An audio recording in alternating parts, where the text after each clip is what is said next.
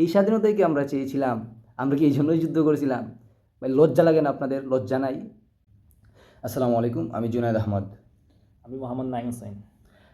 আজকে আপনার দেশে 5ই আগস্ট স্বাধীনতা অর্জনের পরপরই ভারত যেইভাবে আমাদের মুসলমানদেরকে নিয়ে অপপ্রচার চালাচ্ছে এবং আমাদের দেশের কিছু হিন্দু ভাইরাও যেভাবে অপপ্রচার করতেছেন, সেই বিষয়ে যদি কথা না বলি তাহলে না হচ্ছেই না। দেখেন, এই যে স্বাধীনতার পরপরই সাধারণ আমজনতা যেভাবে ছাত্রলীগের বাসায় আক্রমণ করতেছে, আওয়ামী লীগের বাসায় আক্রমণ করতেছে, যেরকম একটা হিন্দু ছাত্রলীগের বাসায় আক্রমণ করছে, ওরকম একটা মুসলমান ছাত্রলীগের বাসায় আক্রমণ করা হয়েছে।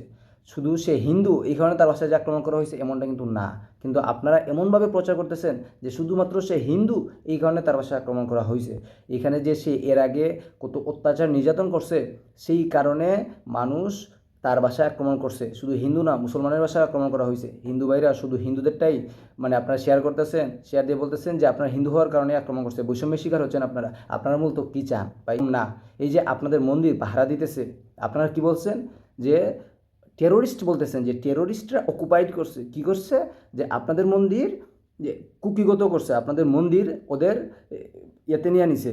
বা এটা কি সত্যি? আপনারা কি হিন্দুরা এটা বলতে পারেন না যে ভাই এটা মিথ্যা কথা? না, আপনারা এটা শেয়ার দিতেছেন, আপনারা শেয়ার দিয়ে বলতেছেন যে দেখো ভাই, দেখো দেখো বিশ্ববাসী, দেখো আমরা আজকে অত্যাচারিত, নিপীড়িত।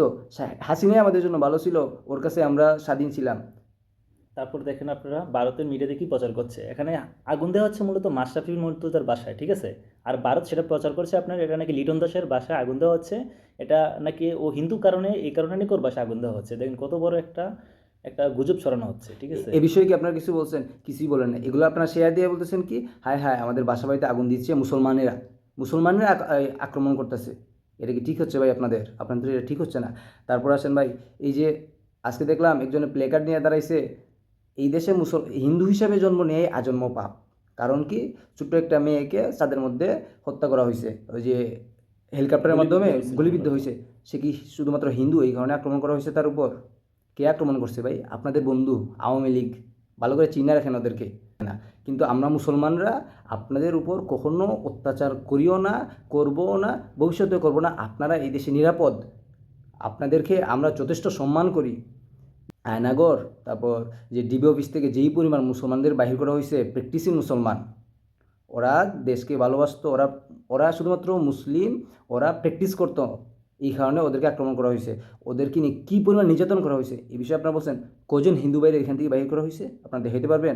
দেখাইতে পারবেন না। তারপরেও কেন আপনারা ভাই এই যে কিছু কিছু হিন্দু ভাই এগুলো শেয়ার দিতেছেন, শেয়ার দিয়ে বিশ্ববাসীকে জানান দিতেছেন যে দেখো আমরা কত নিপীড়িত, নির্যাতিত, বৈষম্যের শিকার, আপনারা আবার বলতেছেন কি এই স্বাধীনতাই কি আমরা চেয়েছিলাম? আমরা কি এই জন্যই যুদ্ধ করেছিলাম? ভাই লজ্জা লাগে না আপনাদের? লজ্জা নাই? লজ্জা বলতে কিছু আছে? যদি লজ্জা থাকে তাহলে এগুলো বন্ধ করেন। আমি পিনাকি ভট্টাচার্য, আপনারা ওনাকে দেখেন, দেখে শিখেন কিছু ভাই। সব হিন্দু ভাইদেরকে বলতেছি না, সব সনাতন ভাইদের বলতেছি না। এখানে মূলত যারা গুজব ছড়াচ্ছে তাদেরকেই মূলত এই মেসেজটা দেওয়া আমাদের, ঠিক আছে? অনেকেই গুজব চড়াইতেছেন। আপনারা কেন গুজব চড়াইতেছেন? আপনারা কি দেশকে ভালোবাসেন না? দেশকে ভালোবাসলে এই গুজবটা আপনারা চড়াইতে পারতেন না। আপনারা মূলত ফেসিস্ট সরকারের এখনও পা চাটতেছেন। আপনারা চান ফেসিস্ট সরকার আবার এই দেশে ফিরে আসুক।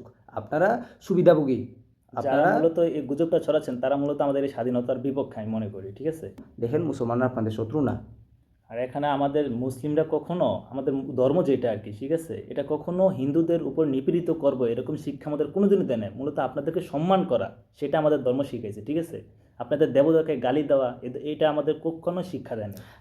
আপনারা একসাথে আসেন, আমরা একসাথে যেইভাবে দেশটাকে স্বাধীন করছি এইভাবে একসাথে আগায় নিয়ে যাই। দয়া করে আর আপনারা এই কুচ্ছা রটাবেন না। আপনারা নিজেদের ধর্মকেই ভাই ছোটো করতেছেন। আপনারা বুঝতেছেন? আপনারা আসলে বুঝতেছেন, আপনাদের বিবেক লোপ পাইছে। আপনারা দেখেন মন্দিরের সামনে যে বোম মারছে কে করতেছে? আওয়ামী লীগে করাইতেছে। ডাকাতি করতেছে কে করতেছে? আওয়ামী লীগ করাইতেছে। এটা আপনাদেরকে বুঝতে হবে ভাই।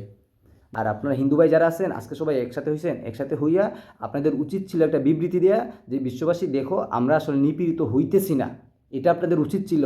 আপনারা কী করতেছেন? আন্দোলন করতেছেন। মুগ্ধ ভাই পানি দেন, আমাদের মন্দিরে আগুন লাগছে, আগুন নিবাবো। ছি ভাই ছি, এটা ঠিক হয় নাই ভাই, বুঝছেন? আপনাদের উচিত, এখনও সময় আছে, আপনারা বিবৃতি দেন, বিবৃতি দিয়ে বলেন যে আমরা এই দেশে শান্তিতে আছি। আপনাদেরকে আমরা কখনো শত্রু ভাবি না, কিন্তু আপনারা আমাদেরকে শত্রু ভাবতেছেন। কেন ভাবতেছেন আমরা জানি না। এই চিন্তা ধারণা পাল্টান। আর আপনারা নিজেদেরকে সংখ্যালঘু বাবা ছাড়েন, ঠিক আছে? নিজেরা নিজেরা দাবি করেন না যে আমরা সংখ্যালঘু। আপনারা কখনো সংখ্যালঘু ছিলেন না, থাকবেন না। আপনারা যে রোহিঙ্গা দেশের নাগরিক, আমরা এই দেশের নাগরিক। ধন্যবাদ।